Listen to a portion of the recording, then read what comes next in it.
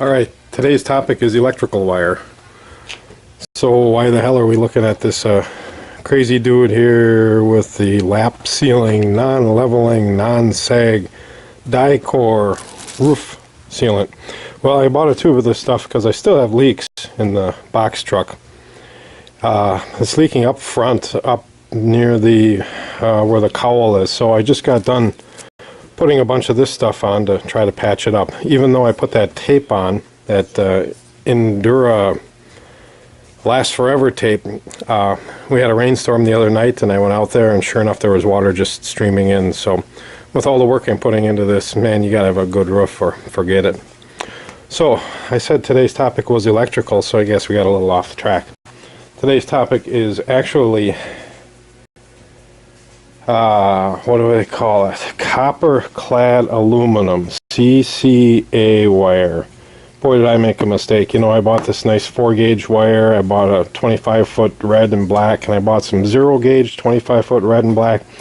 And last night I thought, well, I'm going to try solder on some of my nice terminals that I bought here.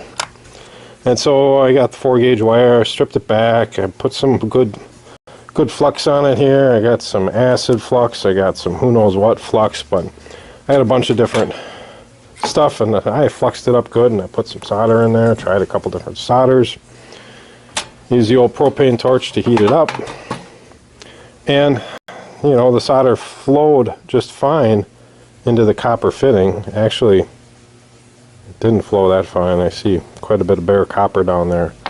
But most of all, it didn't stick. You know, it didn't stick to the wire at all. And you can see the insulation got really hot and burned. Actually started on fire and continued to flame until I blew it out. So it sustained a flame. So the insulation is probably not so hot. But most important, my solder joint completely failed. I couldn't figure out why. You see, the solder's just not sticking. Well, this morning, got on the internet, did a little research, and I didn't buy copper wire. Apparently what I purchased is copper-clad aluminum wire, which I come to find out seems like really junk. I'm not sure why anybody would use this crap. You know, aluminum doesn't conduct electricity nearly as well as copper in the first place.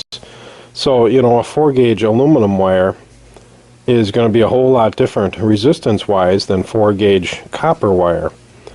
And all the wire charts, sizing charts for amperage and volts and feet and what kind of gauge to use, they're all based on copper wire. And I got this aluminum crap that doesn't solder and it's got all kinds of extra resistance. I wonder why it was so inexpensive. So the 0-gauge stuff, I bought it on eBay, and this morning I requested a return of a 25-foot spool of red and a 25-foot spool of black. I paid $20 a piece for those rolls delivered, so I got about $40 invested in the 0-gauge. And I got about $30 invested in this 4-gauge. So I'll probably eat the 4-gauge, but if I can get, you know, 50 cents on the dollar back for my 0-gauge, I'll take it. And do a little more research and find out that the real stuff, the real copper wire, stuff's not cheap. Oofda. The 0-gauge runs, cheapest I find is about $4 a foot. And a lot of places are selling it for about $5 a foot. So a 25-foot spool there is $100 compared to the $20 I paid for this stuff.